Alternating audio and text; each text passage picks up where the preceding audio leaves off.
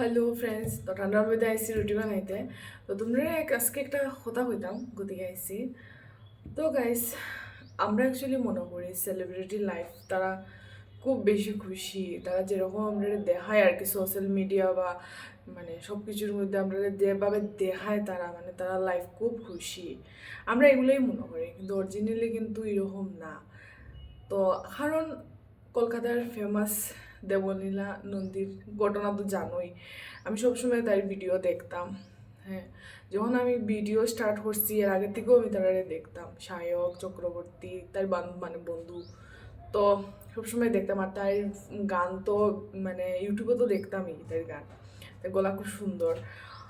তো অনেক ভিডিও আছে যেটি দেখতাম, মানে তাই ভিডিও করতো, গানের ভিডিও বা আমরা বাংলা গানের আর কি। তো এটি দেখতাম। তো 1 বছর হয়েছে তার বিয়ে হয়েছে। তো মানে বিয়া হয়েছে পাইলটের লগে বিয়ে হয়েছে। তো মানে মানে দীক্ষা মানে খুব ভালো লাগছে।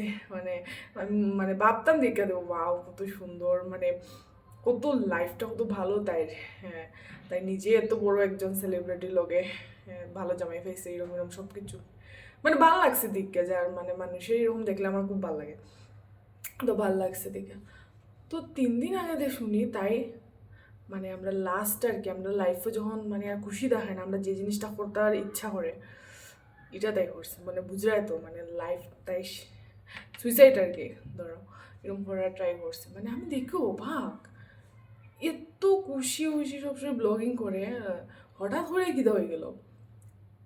পরে দিয়ে জানলাম তার জামাই নিয়েই তাই প্রবলেম। মানে তাই জামাইয়ে এরকম হয়েছে যে তাই মারে ছাড়তে লাগবো, নাইলে তারে রাখতে লাগবে, এরকম কিছু একটা আমি দেখলাম তাই লাইভে। লাইভে তোমরা দেখতে পারবে দেবলি না নন্দী তাই লাইভে হয়েছে এগুলা, তোমরা দেখতেও পারবে।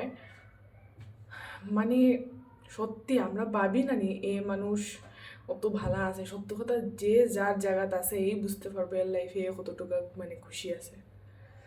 তো দূর থেকে কেউ হইতে পারতো না সে কতটুকু খুশি আছে, এটাই বোঝা যায় যে তার নাম আছে, টাকা আছে, খুশি থাকবো, এটা কিন্তু একদম না।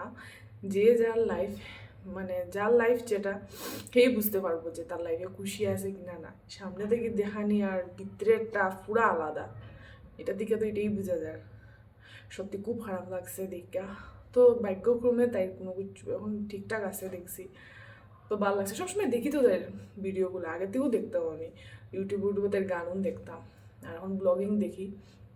তো তোমরা দেখিলাইও যদি ইচ্ছা দেখেন দেবলীনা নন্দী আইলেও আইজিব। আর সায়ক চক্রবর্তীরে সার্চ করলেই তার ভিডিও মানে আইব, তার তো বন্ধু। সায়ক চক্রবর্তী তো ফেমাস কলকাতার ব্লগার প্লাস ওই সিরিয়াল টিরিয়াল তো করেন দেন, তো দেখতে পারবে। তো সত্যি গাইস মানে দূর থেকে কেউ হইতে পারতো না যে সে লাইফও হে খুশি আছে।